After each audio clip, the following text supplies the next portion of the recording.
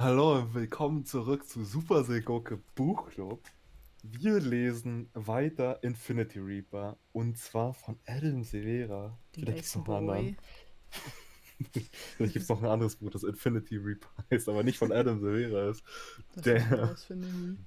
das wäre schon ziemlich mindblowing. Ja, müssen wir dann aber auch lesen.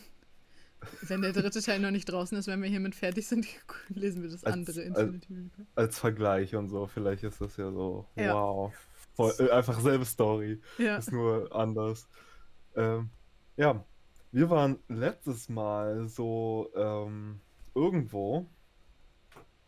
Mut. Maribel war unterwegs. Ich weiß gar nicht, was abging. Wann, also irgendwie, ach Ähm. so, okay. Also die waren ja in dem Haus vom Senator, war das, glaube ich. Und war Maribel da? Nee, ja, nur Nee, nee, Ness. nee, nee, nee. Aber wir waren trotzdem da mit Ness. Und Ja. da kamen Luna und June und so Die ganze an und da Gang. die ganze Bis Gang und haben die alle. auf den einen, der. Nee. Nee, nee. Doch, Stanton war nicht da, glaube ich. Ups, der Stanton ist ja im Krankenhaus Yes. am Arsch sein gewesen oder so. Who Yes. knows? Jedenfalls, eben jetzt Mama, also Mama Ja. und Eva oder so, die Healerin jedenfalls. Yes. Die waren dann auch da so als gekidnappt.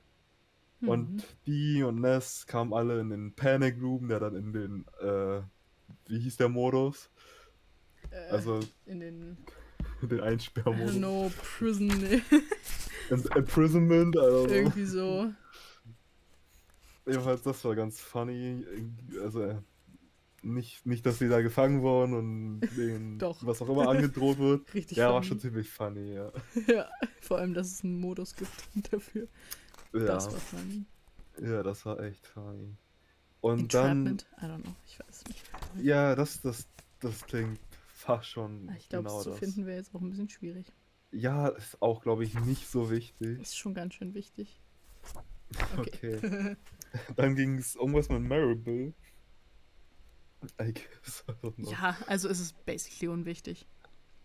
Ich Ach weiß so, nicht. war das da, wo die Sunstar und so da waren? Ja, ja, das steht hier, ja, Mhm. ja. Mhm. Okay, genau. Also die waren gerade so am Losgehen und dann hat Maribel voll so mega Kick die eine Unsichtbare oder so einfach überwältigt. Und dann kam, das war anscheinend so die Sekretärin oder irgendwie Freundin, I don't know, irgendwie, die hat eine Beziehung irgendwie zu der Sunstar, die Opposition zu Senator Iron ist. Und sie ist so ein Celestial, so voll epic und so. Mhm. Aber sie macht das, sie will denen helfen, aber erstmal noch irgendwie inoffiziell und so voll nicht hilfreich. Ja, Ja. Sunstar und Und Shine wollen irgendwie so eine Art Polizei. Also sowas machen, was die eh schon sind, nur so officially vom Staat. Und dafür brauchen die halt mh, Leute. Also sind die das eh schon sind, ziemlich praktisch. Aber ja, ja, aber es die sind wirkt alles alle so ein sehr, bisschen Mixed Feelings, haben die. Sind alle so, nee, oder doch. das, Schwierig. das wirkt aber alles sehr selfish von ihr irgendwie. Ja, Weil sie nicht wirklich eingeht auf die Bande da, also die andere Bande, die, hey, wollen Helden sein, Bande, weil die da sind böse, yes. obviously. Aber das weiß ja keiner. Also schon, aber nicht wirklich. Aber who cares? Ähm, ja, und das war alles Fighter und Maribel war wieder voll dabei, obwohl sie ja eigentlich ausgetreten ist. Und like, Ja, die kann sich halt nicht entscheiden, Klassiker. sie hat es ja nicht mal geschafft, June umzulegen. Ja, June, genau. Yes. I don't know, aus irgendeinem Grund ist June und Luna derselbe Name für mich. Ja, Es liegt bestimmt an dem U und N. sicherlich. Und J und L sind ja auch fast das gleiche umgedreht oder so. I don't know. Absolut. Jedenfalls geht's jetzt weiter mit Kapitel 13. The Heroic Crime. Crime. Emil. Ja, Creme. Ja. Creme de la Creme. Creme de la Creme. Heroic Crime klingt schon wieder so, Emil muss irgendwas Böses machen, aber es ist ja für das Gute. Oh mein Oder, Gott. oder irgendwer anders macht das. I don't know. Who knows? Wir wissen es wahrscheinlich ganz genau gleich. Emil, by the way, habe ich schon gesagt. Ja. Mhm. Everyone would have been better off if I'd never been reborn. Hast du jetzt keine Kontrolle drüber, bin ich ehrlich. Ja, Aber nein. das war. Dad would have never found me on the street and brought me into the family. Brighton wouldn't have been so deep in this war that he thought getting poisoned by the Reaper's blood was the only way to win.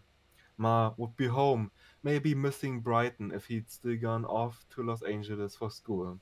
Ness could have tricked the Spellwalkers into taking him hostage and moved to another country, shifting so frequently that no one can track him. Eva would be safe with Iris, able to do good work with her powers, not forced to hear a terrifying alchemist. Dr. Bowes would be home with her son and husband. But those aren't the lives anyone gets to live. They are all either dying like Brighton or already dead like Dad. I'm not right in the head over this. Prudencia keeps reminding me that I didn't have a choice in being reborn, but what about the choices I have made since becoming a so-called chosen one? I stupidly thought I could get in and out of this war, like I would have some astounding light bulb moment about the power binding potion. Come on, I was never going to be able to piss off someone like Luna and enjoy an early retirement. Of course, she's sending out her bloodcasters to abduct and assassinate us. I never forgive myself for involving Brighton, Ma, and Prudencia. I've been thinking about how Maribel and Iris were able to keep going after the blackout. They had Atlas and Eva to comfort them, to distract them, to love them. I don't know how they are going to keep it together now, but there's another choice I'm especially regretting myself. I should have run away with Ness and taken Gravesend with me, escaped to the other side of the world where we could have raised her in peace. Ness and I would have had time to figure out our whole deal. Maybe we could have been great friends. Maybe we could have been something more. But now I never know. I'm done being alive, but I can't say that out loud because no one ever wants to hear that you're over your life when others have lost theirs, especially when it's your fault. Fault. Fault. Fauxpas. Ja. Nein. Ever since Sunstar and Shine's visit yesterday, I felt safer with the illusionists hiding us. But even with all the vetting Sunstar's people did before employing those Celestials to use their powers of illusion to protect her and now us, I still can't shake the feeling that someone in that crew might sell us out, since it's popular to blame the Spellwalkers for everything bad that's happened to Gleamcrafters since the blackout. Maybe Senator Iron and General Bishop's extreme methods will lose steam if all the Spellwalkers are dead before the election, and some votes can swing back to Sunstar. I stand outside Brighton's room, wondering when his new practitioners can give me a solid update on his condition. It's really been a team effort. Dr. Swenson uses her power of hypnosis to keep Brighton asleep so he doesn't have to suffer through the pain. Dr. Salinas has been treating the basilisk venom with antidote she's been brewing fresh, all custom because of the Reaper's blood poisoning. When Dr. Swenson finally comes out and tells me that Brighton needs more rest and that I look like I should get some too, I thank her for everything she's doing and head for the cafeteria instead. I need to throw back a big salad or something. I've had nothing substantial in my stomach since yesterday morning when Prudencia brought me this grilled tofu soup and stayed with me until I finished it. Was für ein Salat? Ich hoffe, like, wenigstens Nudel oder Kartoffelsalat. Nein, einfach nur ein Kopfsalat. Eisbergsalat. Ja, das ist substantial. Gut weiterzukommen im Leben. I stop in place when I see an illusionist guard speaking into her headset by the side entrance, her eyes glowing. My heart is pounding instantly, and I'm ready to try and push past the pain and hurl a fire arrow her away, but when she's done maneuvering her hands around, carving a door-shaped hole beyond the actual open door, I see that she's letting Wesley, Ruth, and their baby daughter inside the facility. I forgot they were coming today. Wesley looks concerned as he pushes the stroller towards me. Emil, buddy, you okay? Rudi, Buddy, bruh. was geht denn? Alles fit im Schritt. Alles lose in der Hose. I don't get how people who full on know what's what with someone's situation can ask them if they are okay. I'm clearly not. I haven't slept for more than 2 hours at a time for days. I've barely eaten. My mother is dead or being tortured by the most dangerous gang in the city. My brother is in critical condition. There's not a lot going on for me to make me feel anything close to okay. I'm fine, I say, because I don't have it in me to go off on someone well-meaning. I turn my attention to Ruth, who has this cautious smile, like she wants to be pleasant for our official meeting, but can also see that I'm suffering. She's wearing one of her mighty wear shirts, a clothing line she started because she recognized there isn't enough attire for fat Celestials such as herself and Wesley. Okay, braucht man like Special-Kleidung für Celestials? War das erklärt oder nicht? I don't know.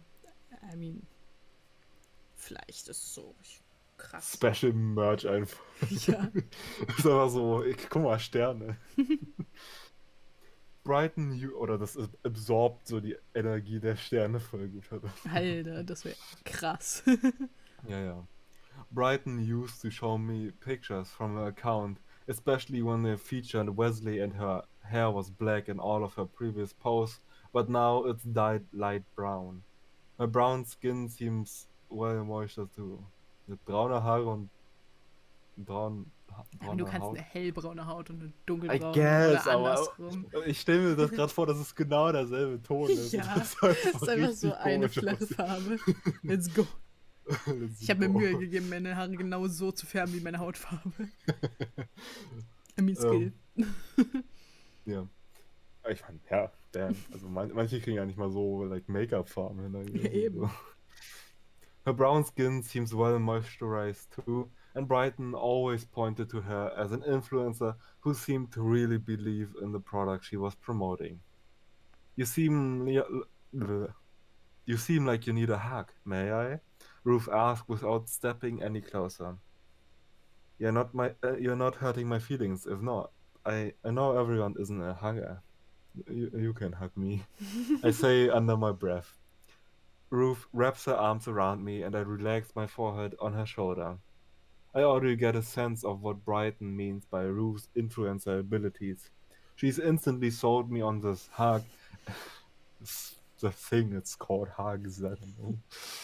And I like an ab roller, this fit guy on Instagram once convinced me to buy. I actually needed this. Ist, glaube ich, auch ein Unterschied. Ja.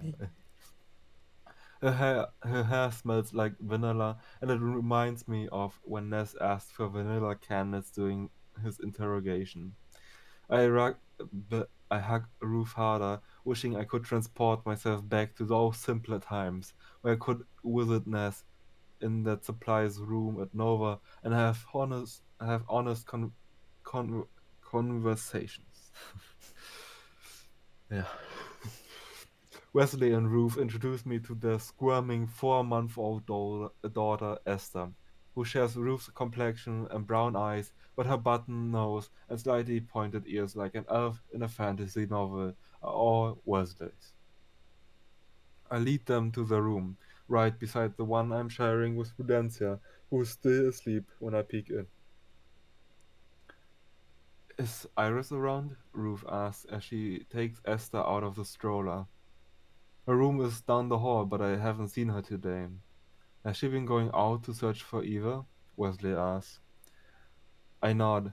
I offer to go with her, but she made it clear that she didn't want to have to protect me since my powers are barely working. I'm sure there's more to it. At least it's a safer place to stay, even if someone follows her back, Wesley says.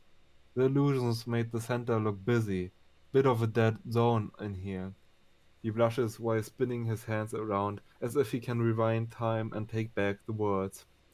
I don't mean dead zone like Brighton is going to die or that everyone here is going to die, obviously, because because we're choosing to be here too, and we wouldn't bring Esther if we thought it were high risk, you know. Ruth places a hand on Wesley's shoulder. Calm down. Gut gesaved, Brudi. I don't know where they've been the past couple of days, and I don't ask. I found out how we got discovered, Wesley says. Dr. Bowes has a son, Darren. He texted some friends that his mother was taking care of us, and word got out online. I asked for discretion, but Darren is 14, and his excitement got the best of him. I can't blame him. I probably would have been able to keep it together if Ma had told her she was treating a spellwalker at the hospital, but Brighton would have bragged away.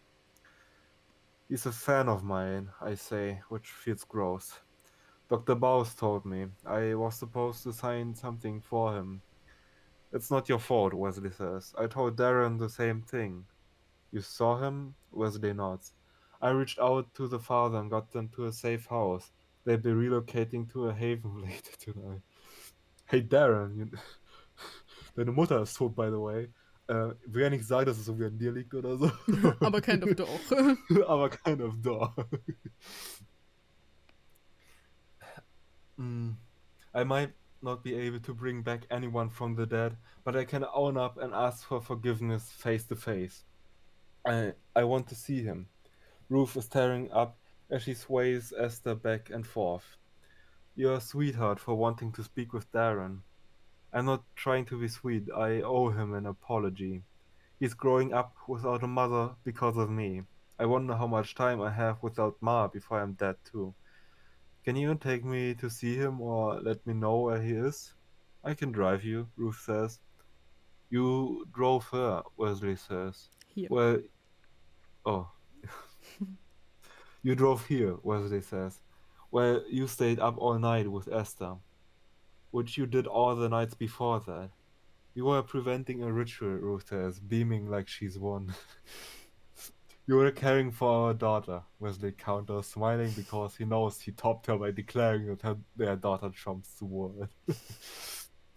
Not to mention the dozens of Celestials at the shelter. Also, babe, you're forgetting something huge about this trip. Rush hour traffic. Ruth lets out a deep sigh and turns to me.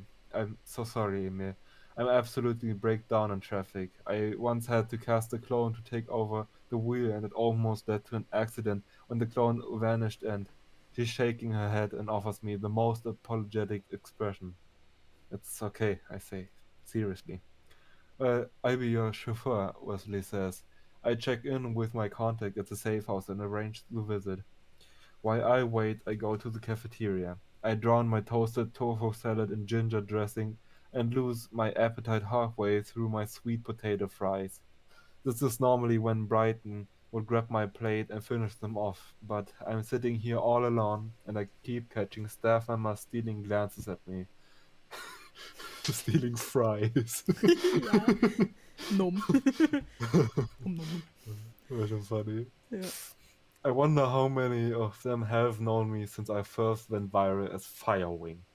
They all definitely know me. Oh Gott, mir wird bis jetzt like schon 10-mal schwindelig geworden. Ich weiß nicht, woran das liegt. Nicht so viel atmen. Ich muss mehr atmen, oder? I don't know, kann auch sein, like, wenn man einen Luftballon aufpustet oder so und dann. Das ist jetzt so doof. Weil ich dachte, ich rede einfach ohne einzuatmen. und dann fehlt mir die Luft. Vielleicht atme ich zu viel, weil ich zu excited bin, weil es so eine gute Story ist. Yes. Oh mein Gott, ich kann gar nicht warten, bis wir das nächste Buch lesen, was nicht Adams wäre. Hint, hint. They all definitely know me now as one of the spellwalkers who has to be so fiercely protected that Sunstar and Shine got involved. Schwindelig. I want to say hey and thank everyone for their work, but I don't have it in me. Mann, er musste klatschen. Ja. Jeden Stimmt. Abend klatschen. Wow. Standing Ovation. Danke für alles.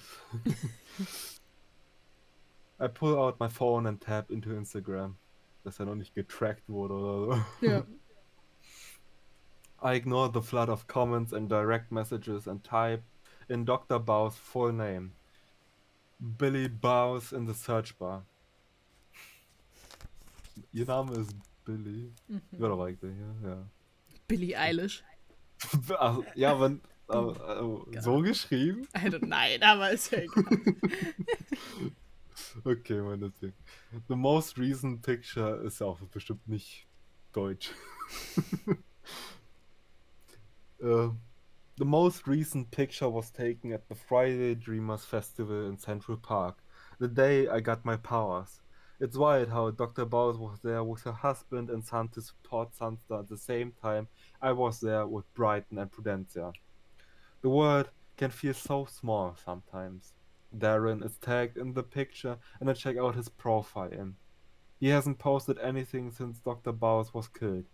There's one post of him laying out a white t-shirt and fitted jeans on his bed, saying that this is the beginning of his Firewing costume and that his mother is going to help him make a convincing powerproof vest with the Spellwalker's emblem so he can win the Halloween contest. I don't know, ob ich mit einer Powerproof, also was aussieht wie eine Powerproof Vest, so rumlaufen würde. Ja, Und aber nicht auf so einer direkt- kleinen Kinderfeier. Ja, okay, für Kinder. Aber vielleicht ist so, habe ich aus dem Schrank von meinen Eltern geklaut. Und dann irgendwelche Leute sehen so, oh, deine Mutter ist also irgendwas. Schick mal jemanden vorbei. I mean, okay, dann würden die die Weste sehen und denken sich so, okay, das ist einfach nur ein paar Küchentücher und Ja, Bettlaken. wahrscheinlich ist es schlecht. Ich denke mir ganz Zeit, diese Powerpuffs sind einfach nur schwarze, normale Die sind bestimmt richtig shiny. Kugelsicheres. Ja. Locker schweben da so Sterne rum. Also so Mini-Sterne, wenn du die anfasst, brennt dir die Hand durch. Also Ja. so echte halt.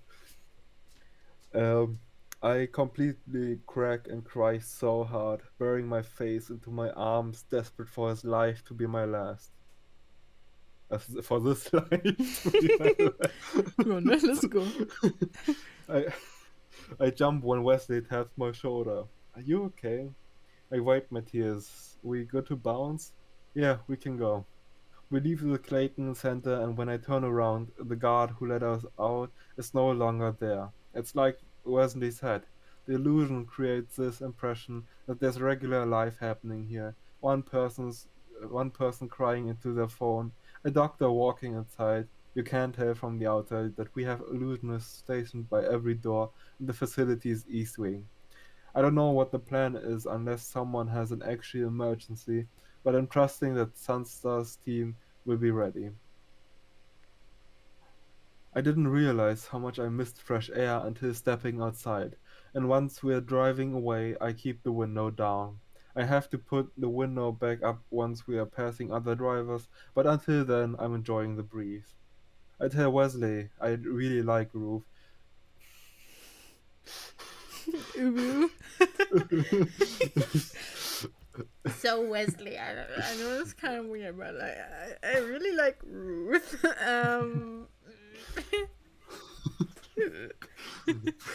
Wesley stirbt. Ja. Kommt mit Roof zusammen. Er ist wirklich Vater, wow. And how my mother appreciated the kindness Ruth showed her to back at the shelter. Before I spiral again about Ma's fate, Wesley distracts me with different stories of what a generous soul Ruth is. Whether she's donating clothes to other Celestials and allies that she used to get from sponsors, or cloning herself to help out other parents with their own children. Ruth is constantly giving herself to others. She won't tell you this herself, but she's strong enough to create 6 clones at a time, Wesley says while keeping his eyes on the road. Danke für die Info. For Valentine's Day, I wrote something in her card that was really bad, cheesy bad. It was something like, "Your love is so huge that I'm sure you have 7 hearts in your chest." And in response, she cloned herself so that all the clones could roll their eyes at the same time. Wow, Wow. sympathisch. I get a quick laugh out of it, which feels nice, like the fresh air. Wow, you tried. You tried. Always do, she says. Even if I look like a clown, then we have another funny memory. We start pulling into the city, and I close the window, throwing on a beanie that will flatten my curls in case anyone recognizes me from their cars. You're lucky you have each other, I say. I'm lucky to have her. It feels like yesterday, when I was using my powers to steal and survive, but Ruth has changed me. She turned her back on her rich, respected family and all the spoils strangers would give her if she did a single Instagram post, and all she does now is give and give and give. Her time, her energy, the shoes off her feet. Any chance we can send her on some kindness tour? We need more roofs in the world. Oh, more roofs in the world. Going to use that in my next card. Wesley says with a chuckle. There's something I've been hiding from everyone. Months ago, Atlas came with me when I bought this cottage for my family. We had a lot of fun that day. He trades off. He didn't know Atlas that long, but they still, but they were still tied like brothers. I bought the place of the Celestial we saved, and it's the safe space where Ruth and I can raise Esther in peace. It's where Ruth and I have been staying, and she wanted to invite you all over when we leave the center. I shake my head. No way, we are not bringing danger to your home. I'm already struggling with life with myself. How many more people have to With get hurt before? living with myself. I'm already struggling with living with myself. How many more people have to get hurt before I fly away and live alone on some mountain on the other side of the world? Believe me, I'm not excited either, but you're all family. We'll take care of you. We suck at taking care of each other. Look at how many lives we've lost this week alone, I say. Atlas, Gravesend, Dr. Bowes, maybe Brighton, Ma, and Eva. It's the heroic crime. Ooh, he said Ooh, the he said thing. the thing. Wesley says as he pulls into a garage and parks the car. The what? Something I coined. It's what happens when innocent people get caught in the crossfire of war. No matter how careful we are trying to be when saving the world, there will be casualties. The losses are brutal and real, and a lot of us would time travel back and undo whatever acts cost us loved ones like Atlas and innocents like Dr. Baus. Maybe Luna was onto something all along with the Reaper's blood. There wouldn't be so much grief in the world if we could all live forever. Dr. Bowers could be home making costumes with her son, daring, daring. Darren is going to hate me, right? Wesley squeezes my shoulder, which doesn't hold a candle to Ruth's hug. But I get it. I know the feeling. I've been able to sit down with some kids and apologize for not being able to save their guardians. Some of them need a minute, but then they share stories and it doesn't bring them back, obviously. But we all feel better in that moment. Darren looks up to you and he was clearly proud of his mother. Just go in there. Remind him that it's not his fault and that his mother was a hero who was creating a better world for him. Unlike Dr. Bowes, I can't confirm if my own mother went down fighting or not, or if it was quick and painless, or if they made her suffer for so long that she begged for death. I keep my teary eyes to the ground, which works since we're trying not to be recognized as we walk down the street. Wesley throws on his hood, telling me how earlier today, when getting Darren and his father to the safe house, that he wished he could have been wearing sunglasses.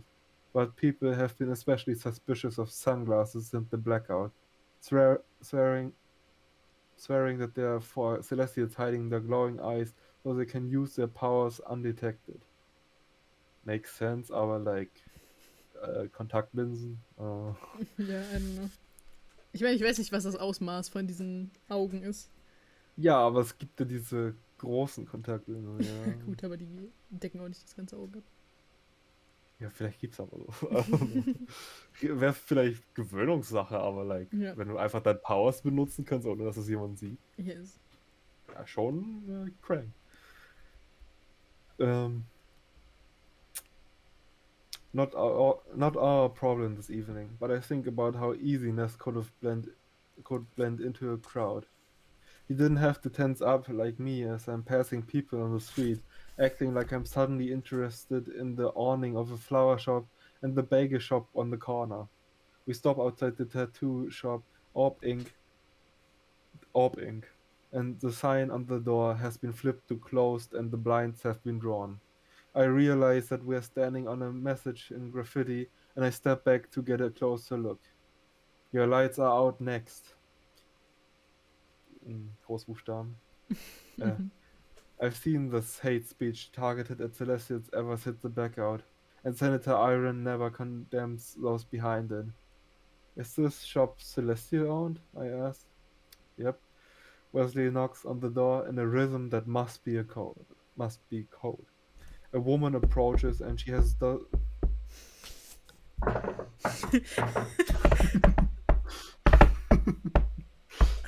Leute, die daran vorbeilaufen, sind so, okay, was geht ab?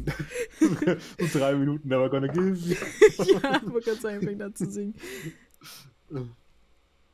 A woman approaches and she has dozens of small silver tattoos, like clocks and bricks and flower bricks that seem to sparkle on her brown skin. Her dark eyes take me in before she unlocks the door. Hey again, Siler. Ja, ne? Würde ich so I sagen. guess. Vielleicht Shyla. Shyla. I don't know. Sheila. Sheila. Sheila. Nee, ich sag Shyla oder irgendwie so. This is pleasure. Okay. Also, this is pleasure. Ich glaube, man versteht, was ich meine. Zyla interrupts as she shifts her gaze back on Wesley. She definitely won't be dressing up as me for Halloween. You have 10 minutes before Flex arrives to escort the boy and his father. I'll be in the back finishing some paperwork. In and out, you got it? Alter, das ist eine Kette oder so in Amerika irgendwo. Ja, in and out Da gibt's Burgers. Burger oder so. Ja. Ja. Copy that, Wesley says as she lets us in and walks away. As she lets us in and walks away. Geht aber weg. Don't mind her. She might not be on the front lines, but her job is risky too. I'm going to go grab Darren and Daniel. I look around while Wesley heads into a room that I'm guessing gets used for private tattoo sessions. The shop's name is illustrated on the ceiling like a constellation. Ich hoffe, das leuchtet im Dunkeln. Ja, sicher. There are pictures of past clients with their tattoos, a star on a woman's forehead, a stallion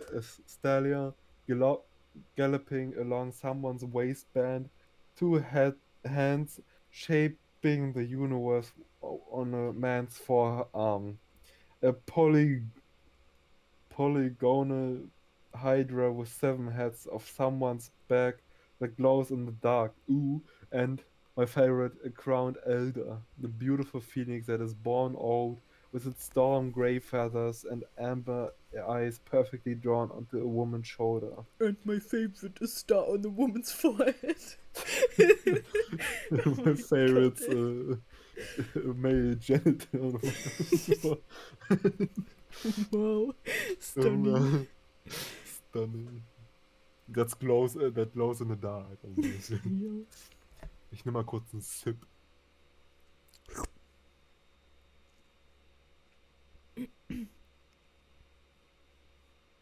Und weiter geht's. If I ever get a tattoo, I think I'd go for one of Gravesend. Then I could remember her when she was a beautiful newborn phoenix instead of bloodied and dead. If I ever get a tattoo, I think I would go with Ness on my forehead. Jesus, aber wenn die sich treffen.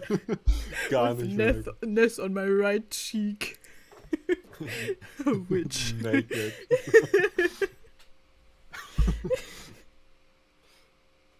Wesley comes out the back with Darren and Mrs. Bowes. Mr. Bowes. Mr. Bowes is bald with a thick beard, and Darren has shaggy black hair with his first bags of a mustache coming in. Ja, Mr. Bowes hat einfach Mrs. Bowes auf seinem Kopf. Wow. Wow. Darren is wearing a plain white t-shirt, like me, with camo pants and big headphones around his neck. Alter. Cool. He walks straight to... Er ist nicht betrunken, oder? Wow. To a stool and flips through a binder with template tattoos. Mr. Bowes comes out to me and shakes my hand. So. Du bist also der, warum meine Frau tot. Aha. Meine Frau? Du kennst meine Frau? Hier auf meiner Stirn. Falls du dich nicht erinnerst. Auf meinem Kopf. Das muss ich mir jetzt weglasern lassen. Wegen dir. I'm so sorry for your loss, I say. I shake my head because I hate how that sounds. That condolence barely did it for me after my dad died. No, that's not enough. My brother and I are alive because of your wife. She deserved better. Billy really cared for her patients, Mr. Bauer says. It doesn't feel right for me to say that she cared more about her family. They know that already. She shouldn't have died because of us. I'm sorry that we brought danger her way. Mr. Bauer nods. He's not contesting. I cautiously walk over to Darren and sit opposite him. Hey, Darren. Also, woher kennst du meinen Namen? He keeps flipping through the binder. Wesley told me that it can be harder to crack the shells of children who have lost their parents. But I'm only 4 years older than Darren. I don't get to act like some know-it-all. I connect with him the only way I know how. You play Fortnite. Also, du kennst doch bestimmt Memes, oder? Wer ist dein Lieblings-YouTuber? Kennst du PewDiePie? Kennst du eigentlich? Ein Brofist. Boah, hast du einen Fidget Spinner? Fidget Spinner? Fidget Spinner, oh mein Gott, der Spin and Fidget.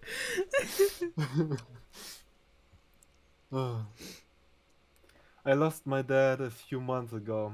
I don't go sharing this secret online, but I have no problem telling you that I don't go sharing the secret online the way you shared our whereabouts online. Little. But I have no problem telling you that I'm actually adopted. I just found out a few weeks ago.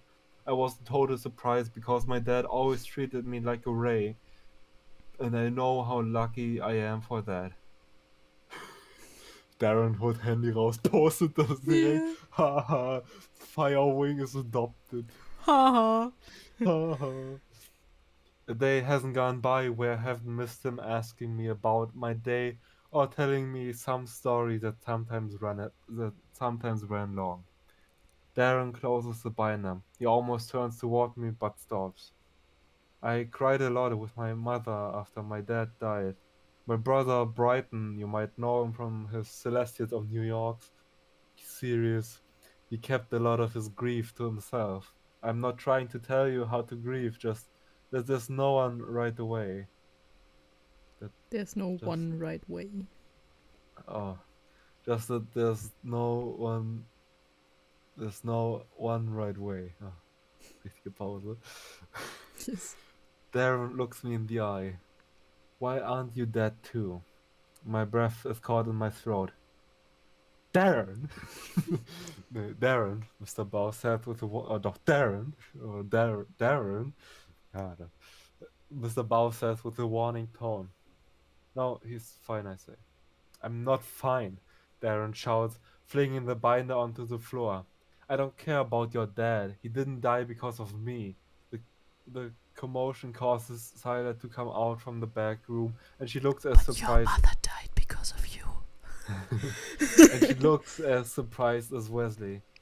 Why aren't you dead too? Are you better than my mom? No, of course not. Why didn't your neck get snapped? I didn't think he knew the details of how his mother was killed. His father is telling Darren that enough is enough, but he's not letting up. He's not letting up. I thought you were supposed to be one of the good guys. I tried. I'm trying. Tell that to my mother. I turned back to Wesley, ready to ask him if we should go, but no, I deserve this. When I turned back around, Darren is gone and Dr. Bowes is sitting across from me with a broken neck. What? What? Lies aber weiter. Achso, die Frau. Ich dachte, der Vater sitzt da. Das ist also, I don't know, was passiert ist. My son has to grow up without the mother because of you, Dr. Bao says in a raspy, otherworldly voice, blood spitting out of her mouth. You should be dead. I'm sorry. I'm sorry. I know this can't be real. I know the dead can't come back to life. Naja, außer das mit den Geistern, maybe, I don't know. Life ist auch was anderes. Yeah. I know we can't understand ghosts, but I know Dr. Bowes is right. I'm the one who should be dead. Remember this face, Dr. Bowes screams as her eyes close and her flesh begins unraveling. She keeps repeating herself, burning this horror into my mind alongside the very real memory of Stanton snapping her neck. And through another repeat her voice becomes Darren's and the illusion ends. Remember this face, Darren cries with his eyes still closed like the short-lived illusion he casts over himself like a costume. Ist einfach so ein Celestial. Mr. Bowes drags Darren by his arm, apologizes for his son's behavior, which is nonsense because I deserve to be trapped in a horror house haunted by illusions of everyone who has died because of me. I watch them as they leave the shop and Darren turns one last time before getting in the car, a threat in his eyes. It's safe to say that I remember his face. It's the face of someone who sees me as a villain in his story, and when he's older and stronger, and if I'm somehow still alive, he will hunt me down, take everything I love, and kill me. Bam, bam, bam. And tattoo a star on my forehead. Woo! Okay. Das ist jetzt aber ein Quote, ja. Ja. Ich möchte ein Bild von der sehen. Einfach so. Vor allem, like, was für ein Stern? Realistischer Stern? Einfach so ein 5-eckiger Stern? Ich stelle mir Linien, die so sich überkreuzen, genau. Mhm. Nee, ich dachte so Paint, Sterntool. Halt einfach so ein Keksstempel-Ding. Easy. Ist einfach so ein Kreuz auf dem Kopf. So ein Sparkle. Absolut. Ja, so ein Sparkle. Das ist so ein Punkt, weil so Sterne ja Punkte sind. Ja. Ein Punkt. Ein Punkt. 14. The odds. Breaking. Unfortunately, this is deep. Imagine it's like chapter 14. Deep. Deep. For deep. 14, haha. Okay. These past few days have been a fevered nightmare that have taken so much from me. My blood, my steady consciousness, my time, which was already running out. The two practitioners, Dr. Svensson and Dr. Salinas, tell me all about how I've lost 4 days. Somehow, even with the most sleep I've ever had, I'm groggy, like I might pass out again any minute, but they keep talking at me about how difficult it is to cleanse my blood. My arm feels even stiffer than before. They must have failed to save me. I inspect myself, discovering that my arm is tightly wrapped in a soothing silk bandage. Dr. Salinas tells me that it's made from basilisk cocoons. She goes over the list of anti-venom serums she's given me, as if I'm going to be familiar with any of these things. Wenn du bei Venom mehr an diesen schwarzen Spider-Man denkst, als an einfach nur das Wort. Ja. Anti-Venom, was? Oh mein Gott. Was haben die denn? Ist es doch Marvel, was wir gerade lesen? What I do know is that this magical bill is going to be unimaginably expensive. Though the chances of anyone in my family living long enough to have to worry about paying a single dollar is slim. Hopefully the bill doesn't follow Emil into his next life. Haha, funny. Einfach absolut verarscht oder so. Ja. Haha, du lebst hier immer noch irgendwie. Hier, du bist mal gerade Kann sich doch dabei gar oder nicht dran so, erinnern, aber hat noch gar keine Ahnung, was eigentlich abgeht. ja. Am I dying anytime soon? I ask because I'm tired of them beating around the bush. The venom is still spreading, but we've managed to slow it down, Dr. Salinas says. But the blood poisoning from before is another matter, Dr. Svensson says. 2 hospitals, 1 verdict. I'm as good as dead. Where's Emil? You can see him soon, Dr. Salinas says. I want to give you a fresh wrap on your arm and to avoid infection. I want to see my brother now. They back off and leave to get Emil. This brings me... Ja. Ich glaube, Brighton ist einfach nur schwanger. Ich glaube auch. They back off and leave to get Emil. Gebärt so ein Reaper. Okay. Aber so eine komische Gestalt aus diesen ganzen... Ja, so ein Monster. Und das ist dann der Infinity Reaper, der alles zerstört. Ich gerade denken, was wenn das so eine Fanfic ist und Luna hätte einfach gegen das Reaper-Band gedrückt und dann... Ja, doch. Ja, ich glaube, das sollten wir schreiben. Ja, ich glaube auch. Beim nächsten Mal bei Super Seko Buchclub. Du illustrierst das dann und Comic. Animiert am besten auch noch gleich. Ja, der Reaper hat, by the way, einen Stern auf der Stirn. Ja, oder Luna war die Frau. Ja. They back off and leave to get Emil. This brings me back to Dad's funeral. Emil and Ma really went for it with their eulogies, but I felt impossible to remember the good after watching Dad die. Then, 1 minute I was in the front row while Dad's boss at the Lucille Barker Theatre shared a few words, and the next I was standing at the podium with Emil at my side. I couldn't stop talking about what I miss already. Dad singing along to songs in Spanish that only Ma understood, asking him to quiz me on prep work so I could see him smile as I answered everything correctly, inviting me and Emil on grocery runs, how he never settled for one-word responses when asking about our day. I was keeping it together while others delivered their eulogies, but I lost my mind when Dad's doctor was behind the podium and expressing his regrets. During all that time in the hospital, Dr. Queen was always so appreciative of Emil's kind nature and patience, but I was a nightmare to anyone, especially Dr. Queen, who stood in my way when I wanted to see Dad. At the funeral, I let him have it one last time. Even though Emil and Prudencia begged me to calm down for Ma's sake, if no one else. But I didn't stop until I chased Dr. Queens out of the funeral home, blaming him for putting Dad through all that clinical trial that killed him sooner. I decide what I do with my remaining time. No one else. It's not long before there's a knock on the door and Emil comes in. He doesn't say anything. He just hugs me, which is a surprise given how I treated him. But when he starts crying, I spit out the question I've been terrified to ask since being awake. Ma's dead, isn't she? Emil backs away, wiping his tears as he sits beside me on the bed. No, I mean, I don't know. Why don't you know? What has everyone been doing while I've been asleep?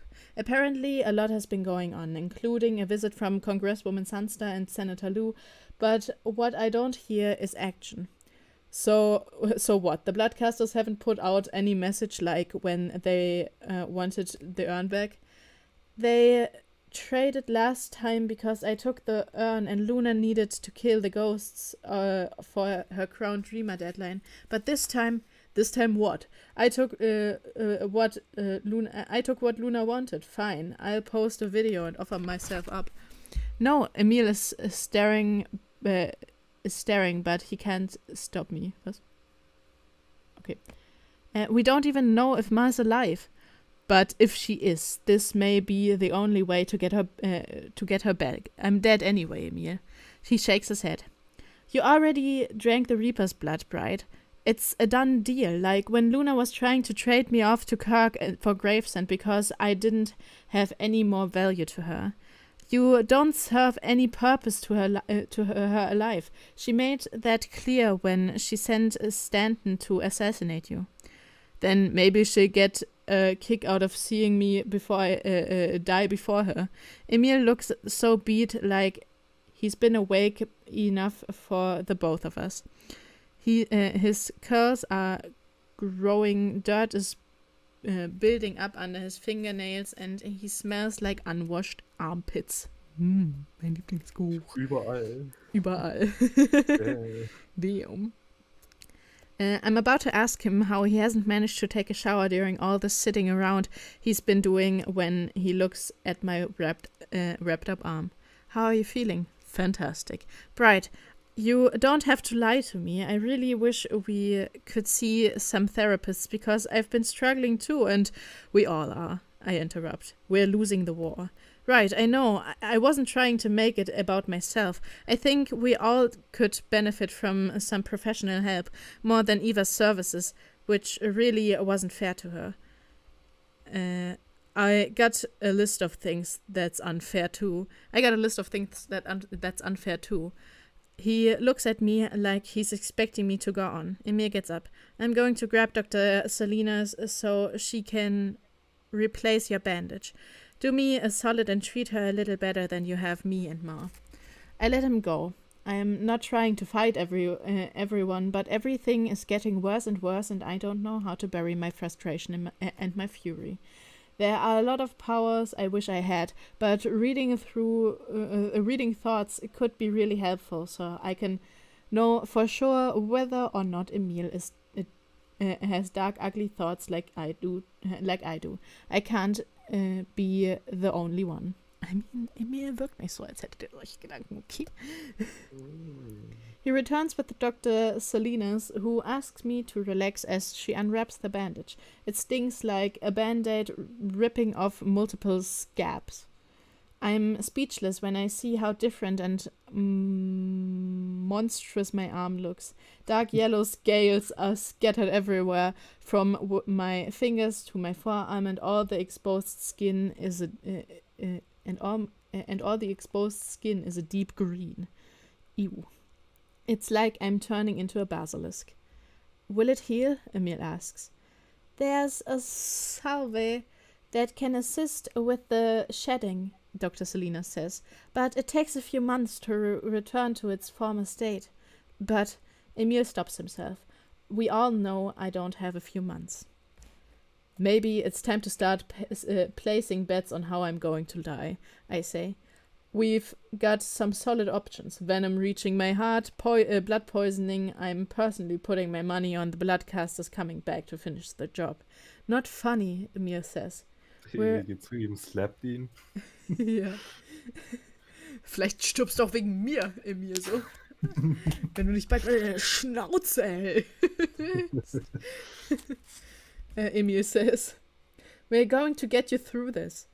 Thinking about my future distorts reality. This is all too much for one person. It's like one shot fired after the other. The poisonings, the death sentences. I feel like I'm blowing through the stages of grief. I've been living in denial and anger since the last night of the Crowned Dreamer. Depression is definitely creeping in because I don't have powers, especially now when I would love to use them most to track down Ma and punish everyone who even looked at her wrong. But there's no bargaining because there's nothing else I can do to become a spectre, and any other trial will only kill me sooner. Sitting around this hospital room and thinking about how I don't want what little time is left to be spent here, I've reached acceptance. I don't want to die here, I say. I want to go home or somewhere. Dad was never trying to die in the hospital either. He wanted to die peacefully with us at his side. 1 out of 2 isn't the worst, but it's not how I'm going to go out. Bright, we have prime security here, Emir says. Fine. They're going to protect me so I can die in peace here. The odds are stacking against me. They might save your life, come on. You always swear that just because something is unlikely doesn't make it impossible. Shut up! I tense up, thinking about all the different dreams I've had over the years. Graduating college as a valedictorian, becoming a talk show host, breaking records with the number of followers I have, getting the timing right with Prudencia, saving the world with a meal as the rays of light. Unlikely, but not impossible, are the best odds for any dreamer. But I'm done dreaming. Oh! Was ein Ende. I mean, aber du kannst bestimmt ein Talkshow-Host werden, wenn du gerade Arbeit reinsteckst. Ja. Oh. Ja, vielleicht wirst du nicht alles gleichzeitig haben, aber Ach ja. eins ist bestimmt möglich. Aber es ist doch schön, wie Brighton weiß, dass er ein Arschloch ist. Ja, das ist Aber nicht ganz lieb. versteht, dass er der Einzige ist, der so ist. Ja, das ist jeder hat doch Jeder darauf muss doch böse so Gedanken. blöd sein wie ich, oder? Okay, kannst du Freitag streamen? Ja. Ah, okay, dann sage ich heute Schluss.